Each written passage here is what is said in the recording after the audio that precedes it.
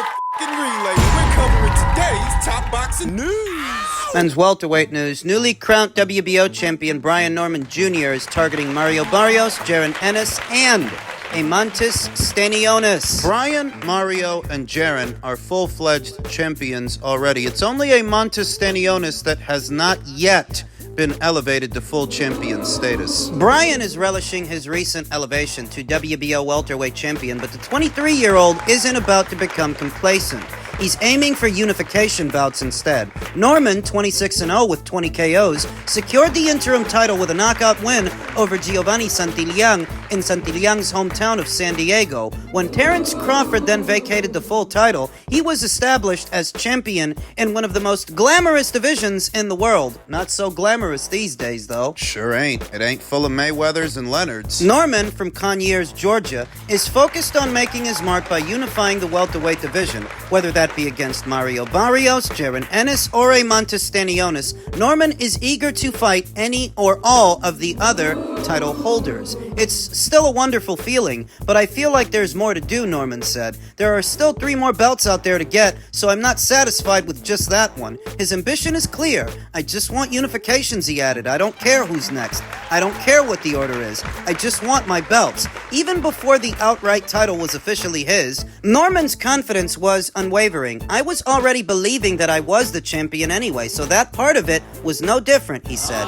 It just lit the fire. The fact that I am the champion now just solidifies that. Which champions is he going to have access to? He's on the top-ranked side of things. I think that rules out Mario Barrios. So earlier this year, we'd been hearing about a Barrios versus Pacquiao fight, that Pacquiao would like to explore that. Then he had that exhibition with that kickboxer and looked every bit of 45 years old. I thought that killed the fight. I thought that killed the Barrios fight, but apparently it didn't, and the PBC is exploring that fight. They're still doing it for later on this year. So that leaves Eimantas Stanionis, who is not yet WBA champion, not full champion, and he's over there at the PBC with Mario, and Jaron Ennis, who's over there at Matchroom, the IBF champion. Him and Brian seem to have something going on. We'll get to that. It just lit the fire. The fact that I am a champion now just solidifies that. Now I am targeted, so I have to step up my assassin game and terminate everybody that steps in the ring with me.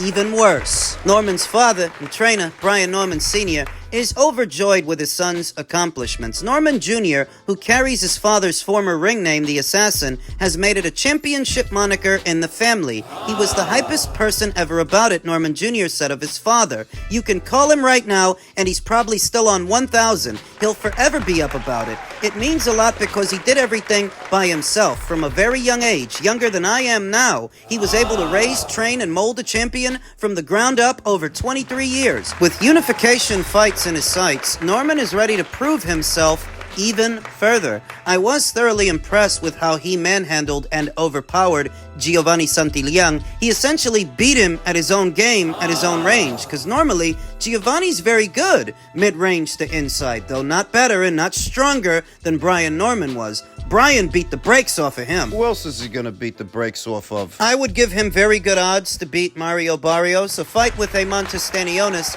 that is a more even fight. Need to think about that a little harder. Now, I would give Jaron Ennis a slight edge over Brian Norman because he is a few years older and more maturated as a fighter, coming into his man strength. He wants to unify, and apparently, so does Jaron Ennis. Over to him.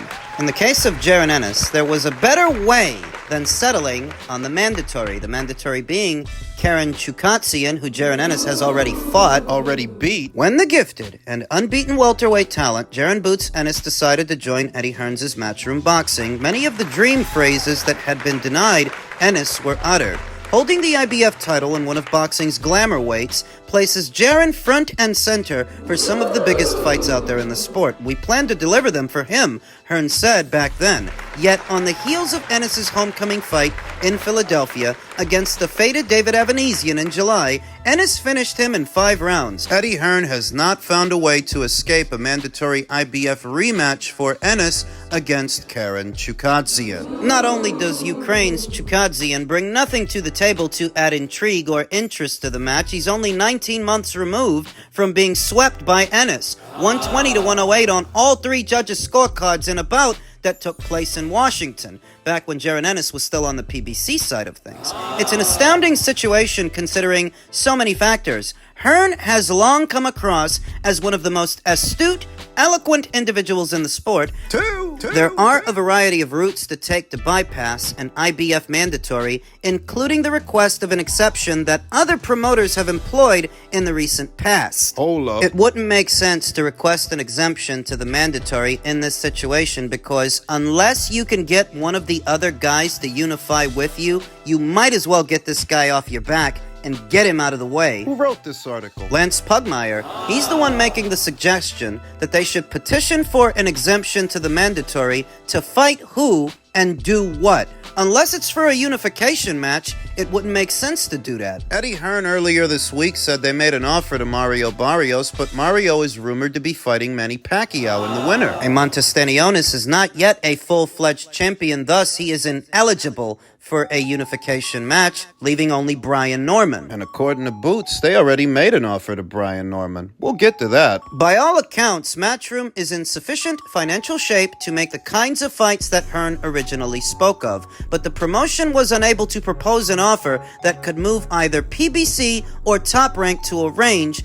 a welterweight unification bout that would have allowed Ennis to avoid the repeat mandatory assignment. In a text message to Boxing Scene on Wednesday, Hearn wrote, "We have made significant offers to Ennis, his fellow welterweight champions." Asked about that, an official connected to Top Rank's newly crowned WBO champion, Brian Norman, said of Matchroom's offer for the bout, "Too little and not enough." But they are acknowledging that an offer was made. The question is, how substantial was the offer? Another boxing official who similarly spoke on the condition of anonymity because of the sensitivity of financial negotiations said Hearn previously calling his offer to PBC's new WBC welterweight champion Mario Barrios Jr. substantial was laughable, alleging it was said only to appease Ennis and his respected father and trainer Bozy Ennis. Again, the turn of events contrasts sharply with what Hearn said previously. What are they saying? They offered Mario peanuts? So define peanuts. What are you supposed to offer Mario Barrios? Give me a ballpark figure. They didn't. In a story that quoted Hearn, it was written, Ennis is in a position to take control of the division. Hearn said he wants Ennis to unify the division. Hearn said, I think they're achievable. Realistic fights because Stanionis and Barrios need a big fight, and he will be the big fight for them. That statement required an asterisk, the asterisk being, unless you go cheap, wrote Lance Pugmire. It's important that I make that distinction, that's Lance Pugmire making that assertion. He asserts that Eddie offered Mario peanuts. Define peanuts. If what you're implying is that the offer from Matchroom to Mario was not enough, what's supposed to be? Wasn't that guy's last fight on an undercard? Yes, it was. His last 3 fights have been on undercards since he dropped that decision to Keith Thurman in a pay-per-view they headlined. Since then, Mario's been fighting on undercards. So what are you supposed to offer an undercard fighter? Or is it that the undercard fighter is turning up his nose at your offer because he might fight a 45-year-old Manny Pacquiao? That's the plan they have for him,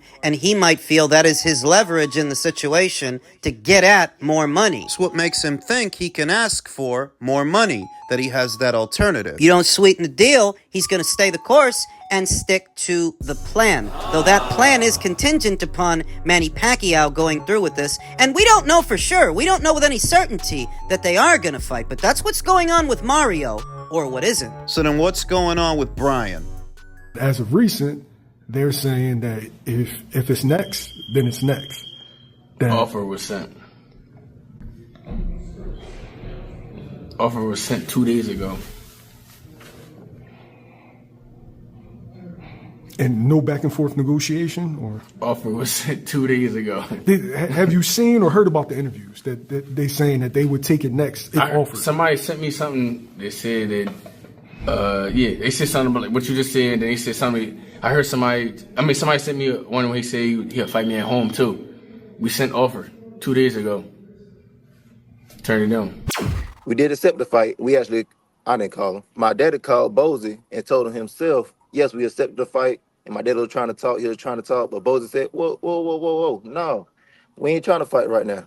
We want to say that till undisputed. We want to save that till later on and stuff like that. So your daddy is the one who said no, not us. We said yes. We called your daddy and all that just to say yes. And yes, I will come to Philly just for that fight. Don't forget, every time we ever encountered each other, I pulled up on y'all. So don't act like I'm no some Rudy Poo ass nigga. I ain't never been no bitch. You already know that for a fact. You feel me? So I'm always down for any fight. I'm always down for any occasion. And just like I said before, I'm always down to come to your hood and get this work in. So it never been that. I never been no bitch. Don't let this light skin shit fool you. I'm ready for all of that. The way he was talking like he's some kind of big dog or something like that. But I'm not going for that. There's a lot of people bowing down to him. I'm not one of them. I am myself. I am a normal. I'm far from the normal. You dig what I'm saying? So you ain't no big dog long as I'm here. I know. Let's talk about the negotiations. Y'all, when did they first contact y'all? I believe that was on Tuesday. Literally on Tuesday, and we sit back a counter offer. And then this popped up. I ain't even see it, but you and my dad just called me this morning about it. But and then this popped up. So we wasn't even.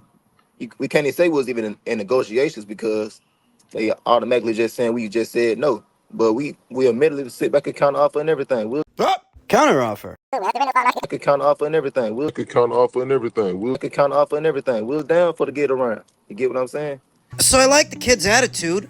I like his demeanor, that he's not just gonna roll over for Jaron Ennis. He's not just gonna bow down to him. Brian Norman is just as much a champion right now as Jaron Ennis is. He's WBO champion, Jaron's IBF champion. I like it. What I don't really like is all this talk of a counter offer, because when you say counter offer, what do you mean? Is that you offering to pay for the fight, or is that just you asking for more money? Because if that's just you asking for more money, that's not a counter offer. You asking them for more money is you offering them what? Near as I can tell, you're just asking them to offer you more, depending on what the counter offer was, the nature of that. I think that's an important detail that requires clarification. I ain't gonna run with it. There are two sides to every story, and this is Brian Norman's side.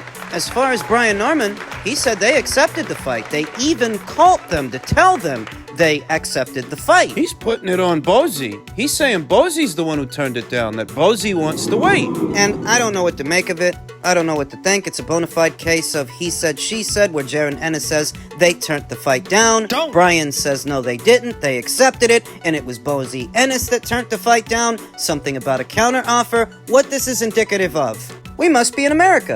We must be dealing with and talking about American fighters, because wherever the American fighters are, that's where the fights aren't. Expound. Teofimo was supposed to fight this guy, remember? Teofimo Lopez from right here in the US of A, Brian Norman, also from right here in the US of A. They wanted them to fight late September on the show that Michaela Mayer and Sandy Ryan are now headlining. Originally, it was supposed to be Lopez versus Norman. What happened? Lopez gets to complaining that he wanted the fight to be on the West Coast. He didn't want it to be on the East Coast. Huh? Bear in mind, he makes the same money on the East Coast that he makes on the West because he gets a guaranteed minimum. We're not talking about a pay-per-view. Teofimo's not based out of the West Coast. He's mostly an East Coast fighter. New York, Florida. If he were a fighter of Mexican descent, I could see why he might want it on the West Coast, where all those Chicano fans are, but Teofimo's from the East Coast. Top Rank wanted to do the fight on the East Coast, and now it's not happening because he wanted it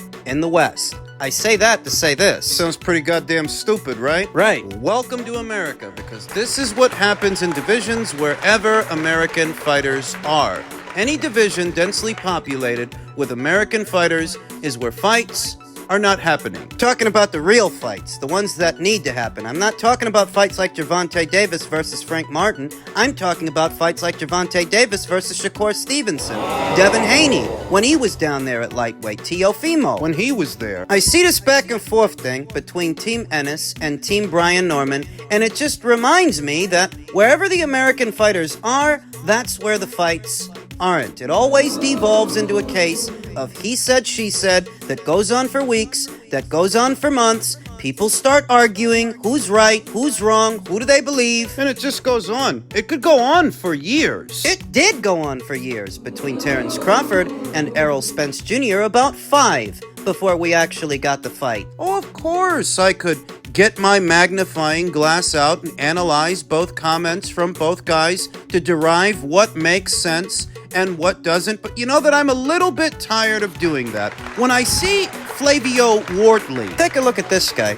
He's fought on Matchroom, he's fought on Boxer, he just signed to Queensberry, and we'll talk about that in another video. This is a guy who took on an unbeaten up-and-comer like himself in David Adelaide. More recently took on an unbeaten Olympian in Fraser Clark, and he's about to fight him again. No fuss, no muss. a proper fighter. Not days, not weeks, not months, not years of back and forth with his domestic rivals before he shares the ring with them. He gets it done. Whereas here in America, well, you see what this conversation has devolved into. It's another bona fide case of he said, she said. Jaron Ennis says Brian turned the offer down. Brian says, no, we accepted the offer and it's your father that turned it down. And who knows what the truth is? It's another one of these situations. I believe that American fighters are a lot more entitled than other fighters, and that's why these situations are so much more prevalent when American fighters are involved as opposed to foreign fighters. Look at Martin Bacoli. This guy is based out of Scotland, but he came here to America for the opportunity to fight Jared Anderson, and he beat him. Now, if the shoe was on the other foot, do you think Jared Anderson would travel to Scotland to fight Martin Bacoli? No. Abso-fucking-lutely not. Listen, I wasn't expecting to see Jaron Ennis versus Brian Norman Jr. next anyway. I figured this is going to take some time. This is going to take some doing because they both just became champions, and to me, they're both the top seeds at the weight. I'd pick Brian Norman to beat Mario Barrios, and I'd pick Jaron Ennis to beat Eamon Stanionis. Is it possible that both teams look at the other as being the riskiest fight in a division right now, just for argument's sake? Yeah, that's possible. It is. But based on other outlying factors, there are no other unification matches available to either of you. You both say you want to unify. Somebody doesn't want this fight, because if they both wanted it, if both teams wanted it, then it would be happening. So somebody doesn't want it. That's what's obvious. I say it all the time. It takes two teams to make a fight, but it only takes one to fuck it up.